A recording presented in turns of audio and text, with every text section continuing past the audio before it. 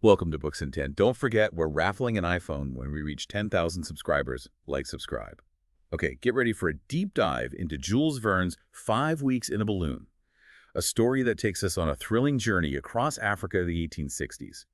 Imagine crossing the entire continent by balloon. That's exactly what Dr. Ferguson, our intrepid explorer, sets out to do. It's an incredible feat, especially for that era. You have to remember that much of Africa was still uncharted territory for Europeans back then. So this journey was as much about geographical discovery as it was about pushing the boundaries of what was technologically possible. Yeah, and from exotic landscapes to challenging obstacles, Verne takes us on an unforgettable journey of exploration. And it all starts with a daring plan. Dr. Ferguson isn't going it alone. He's got a fascinating crew. Dick Kennedy, a Scotsman who brings a good dose of skepticism to the table, and Joe, the ever-optimistic soul who provides the comic relief and a whole lot of heart. The book really captures that spirit of adventure and scientific curiosity that defined the 19th century. These were men driven by a thirst for knowledge, willing to risk everything to expand the horizons of human understanding. Join us as we dive into the themes of courage, discovery, and the quest for knowledge. But before they even lift off, let's talk about the star of the show, Well, the balloon itself. Verne calls it the Victoria, and it's a technological marvel for its time. Verne goes into great detail about the science behind it. What's key here is Ferguson's innovative system for controlling the balloon's altitude. Instead of relying on ballast, which would have been impractical for such a long journey, he devises a way to use heat to expand or contract the hydrogen gas, allowing him to ascend or descend with remarkable precision. Okay, so imagine this. It's 1862. You're standing on the bustling docks of Zanzibar, and this massive balloon is being prepped for takeoff. Can you picture the excitement, the trepidation, the sheer audacity of it all? It's a scene that really sets the stage for the adventure to come, and Verne doesn't disappoint. He paints vivid pictures of the African landscape, from the vast savannas teeming with wildlife to the towering baobab trees in the dense jungles. You can practically feel the heat of the sun, hear the calls of exotic birds, and smell the scents of the African bush. And it's not long before they encounter their first challenge, a near-disastrous clash of cultures. They land near a village, and the locals, who have never seen anything like a balloon before, mistake it for the moon descending from the sky. It's a hilarious moment that highlights the vast cultural differences they're navigating. And it's a reminder that exploration isn't just about mapping physical terrain. It's also about encountering different ways of seeing the world, different belief systems, different ways of life. Their journey is full of such encounters.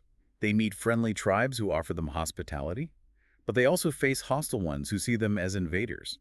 One particularly gripping scene involves the rescue of a French missionary who's about to be sacrificed by a tribe. This scene is particularly interesting because it raises questions about the ethics of intervention. Do they have the right to interfere in the customs of another culture, even if they find them abhorrent? It's a dilemma that many explorers faced, and Verne doesn't shy away from the complexities. It's not all about grand adventures and cultural clashes, though. Verne also gives us glimpses into the personal dynamics of the crew. We see how Kennedy, initially skeptical of the whole endeavor, gradually warms up to the idea as he witnesses the wonders of Africa and the doctor's unwavering determination. And then there's Joe, whose unwavering optimism and simple philosophy offer a welcome contrast to the often harsh realities they face. He's the heart and soul of the expedition, always looking for the good in every situation, always ready with a joke or a song to lift their spirits. And his character is really put to the test when they have a terrifying encounter with a flock of condors. These massive birds see the balloon as a threat and attack with incredible ferocity, ripping at the silk envelope with their sharp talons. It's a scene that will have you on the edge of your seat. What's fascinating about this scene is how Verne uses it to build suspense. He doesn't just tell us what's happening, he immerses us in the experience. We feel the panic, the desperation as the balloon is being torn apart. We hear the deafening roar of the wind, the flapping of wings, the frantic shouts of the crew. It's a masterclass in storytelling. And in a moment of incredible self-sacrifice, Joe leaps from the balloon to distract the Bergs, giving Ferguson and Kennedy a chance to escape. It's a heartbreaking moment, leaving them devastated and believing Joe is lost forever.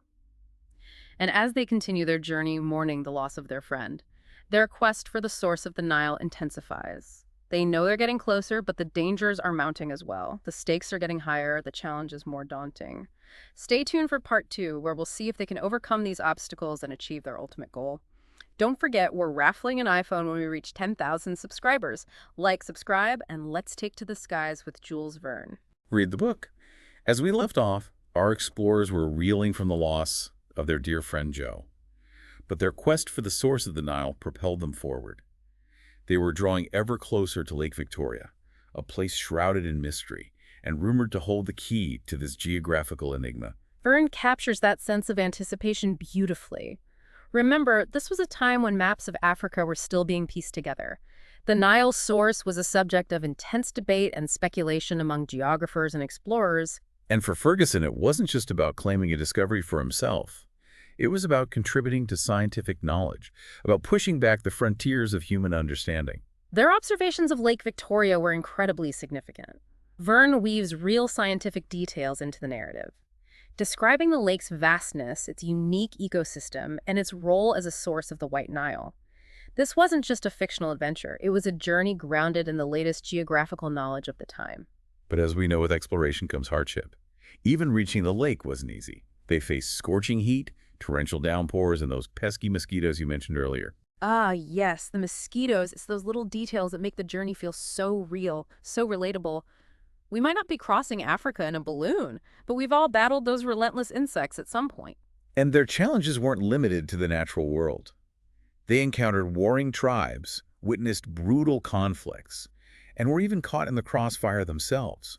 It's a stark reminder that the heart of Africa could be a very dangerous place. These encounters raise some uncomfortable questions about the impact of European exploration on indigenous cultures. Were they just observers? Or were they in some ways complicit in the colonial project that was unfolding across Africa? Verne doesn't offer easy answers, but he forces us to confront these complexities. It's clear that their journey was about so much more than just reaching a geographical destination.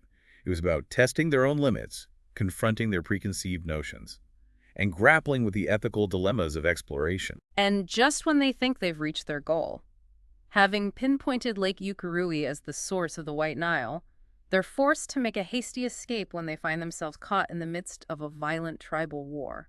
It's a reminder that even the most carefully laid plans can be disrupted by the unpredictable nature of human conflict. And as they flee, their balloon is damaged, leaving them stranded and vulnerable in the heart of the African wilderness. This is where we see their resilience truly shine. They could have easily given up, succumbed to despair, but they don't. They work tirelessly to repair the balloon, using their ingenuity and whatever meager supplies they have left. And just when their situation seems most dire, fate throws them a lifeline. Remember Joe, who we all thought was lost to the condors? It's one of those classic Verne twists that leaves you both stunned and exhilarated. It turns out Joe survived his fall landing in Lake Chad, where he was captured by a local tribe. But Joe, ever resourceful and optimistic, managed to escape, and against all odds found his way back to his friends. It's a reunion that will have you cheering out loud, a testament to the strength of their bond. And with their spirits renewed, they press on, facing down sandstorms, navigating treacherous rivers, and even soaring over an active volcano. Verne's descriptive powers are in full force here, transporting us to the heart of Africa with vivid imagery and heart-stopping action. But their journey isn't just about overcoming physical obstacles. They also encounter a tribe that practices cannibalism, a custom that shocks and horrifies them. It's a moment that challenges their cultural biases and forces them to confront the limits of their own understanding. It raises profound questions about cultural relativism and the dangers of judging other societies by our own standards. And as they make their way across the Sahara Desert, they face dwindling supplies, scorching heat, and the constant threat of hostile tribes. It seems like every step forward is met with 2 steps back. But their determination never wavers. They're driven by that same thirst for knowledge, that same spirit of adventure that propelled them from the very beginning. And as they approach the western coast of Africa, the end of their journey seems tantalizingly close. But as we know with Jules Verne, there's always one more twist. One final challenge waiting around the corner. Stay tuned for the thrilling conclusion in Part 3, where we'll see if they can overcome these final obstacles and return home as heroes. We left our explorers right on the edge of the Sahara, their journey nearing its end, but with a few more challenges ahead. Their balloon, battered but still afloat, is a testament to their perseverance. It's easy to romanticize exploration, but Verne doesn't shy away from the gritty realities. He shows us the toll it takes not just on the equipment, but on the human spirit as well. Absolutely. The constant threat of danger, the dwindling supplies, the sheer exhaustion. It's a wonder they didn't turn back. But something kept them going, wouldn't you say? I think it was more than just their goal of reaching the source of the Nile. It was that inherent human drive to push boundaries, to test limits, to discover what lies beyond the horizon. They were driven by curiosity, by a thirst for knowledge, and perhaps even a touch of stubborn determination. And that determination was certainly put to the test as they crossed the Sahara. Verne's descriptions of the desert are incredible. The scorching heat, the endless sand dunes, the sense of isolation and vulnerability. He paints a vivid picture of a landscape that is both beautiful and unforgiving. And it's here in the midst of this desolate expanse that they face one of their most daunting challenges, a hostile tribe determined to capture them. It's a tense scene full of suspense as they try to outwit their pursuers, using their knowledge of the winds and the balloon's capabilities to stay one step ahead. It's a reminder that exploration wasn't just about physical courage. It also required mental agility and strategic thinking. And of course, Verne throws in a bit of luck as well. A sudden change in wind direction allows them to escape, but it comes at a cost. Their balloon is damaged yet again, forcing them to make desperate repairs while racing against time. Their resourcefulness is truly remarkable. They use whatever they can scavenge. Scraps of fabric, old ropes, even their own clothing to patch the balloon and keep it aloft. It speaks to their ingenuity, their refusal to give up, even when the odds are stacked against them. And just when they think they've overcome the worst of it, they encounter another obstacle, perhaps the most terrifying yet. A raging fire sweeping across the savannah, blocking their path and threatening to engulf them in flames. It's a moment of sheer terror. They're forced to choose between two equally perilous options: attempt to fly over the inferno, risking being caught in the updraft, or try to navigate a treacherous waterfall where a single misstep could spell disaster. And it's here, in this crucible of danger, that we see their true characters revealed. Ferguson, the calm and collected leader, making tough decisions under immense pressure. Kennedy, the skeptic, stepping up and proving his courage in the face of danger. And Joe, the optimist, reminding everyone that even in the darkest moments, there's always hope. And in a twist of fate, as their burning balloon plummets towards the raging river below, a French expedition spots them and rushes to their rescue. It's a moment of incredible relief, a reminder that even in the most remote corners of the world, human connection can prevail. It's also a reminder that exploration wasn't a solitary endeavor. It often involved collaboration, competition, and even assistance from unexpected sources. In this case, their rivals become their saviors, highlighting the complex interplay of national ambitions and human compassion that often characterized exploration in this era. And so, battered and bruised, but with their spirits unbroken, they finally reach the Atlantic coast, marking the end of their epic journey. Their balloon, the Victoria, is beyond repair, a testament to the incredible challenges they've overcome. But it's not a loss. It's a symbol of their achievement.